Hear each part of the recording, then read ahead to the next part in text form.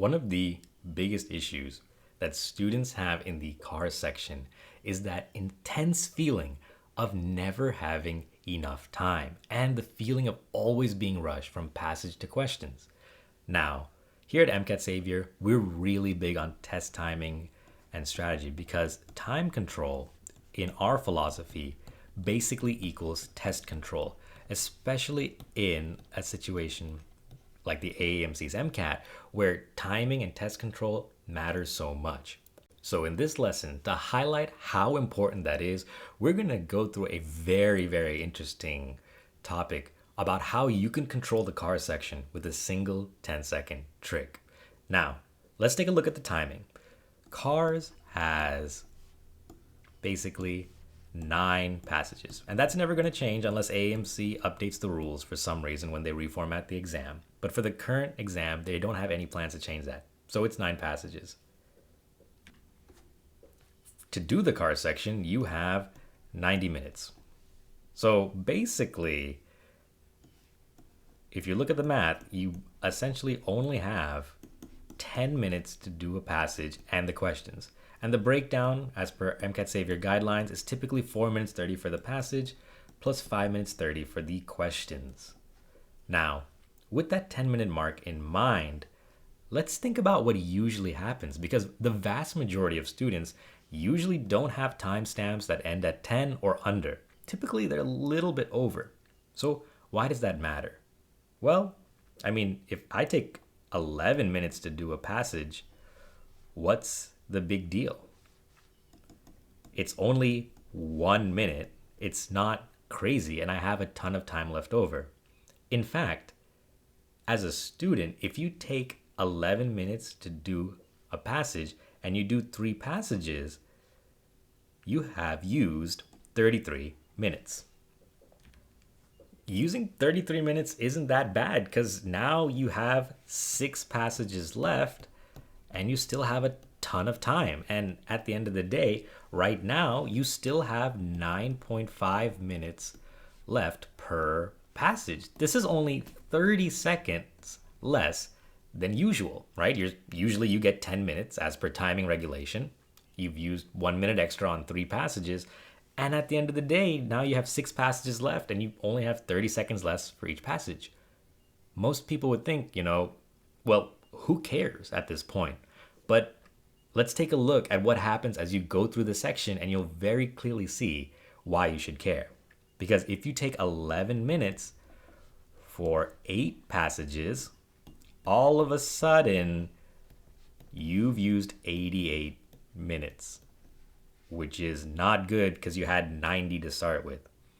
For that last passage that you have remaining, you have 2 minutes total. Crazy, right?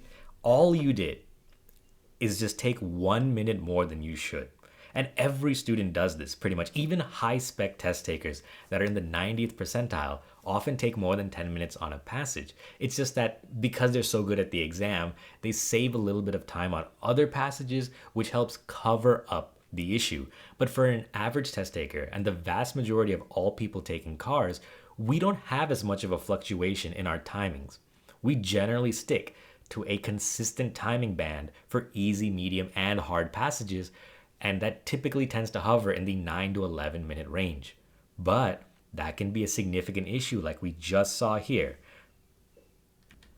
Students have probably never felt much of this issue in sections 1, 3, and 4 because in those sections, the questions can often not be locked to the passage, meaning you can use outside content knowledge to solve a lot of chem, phys, and bio questions, maybe without even reading the passage. In cars, that's not true at all. Even the best scorer in cars who gets a 132 can't take a cars question and solve it without passage knowledge. They would just have a standard 1 out of 4 chance of getting it correct.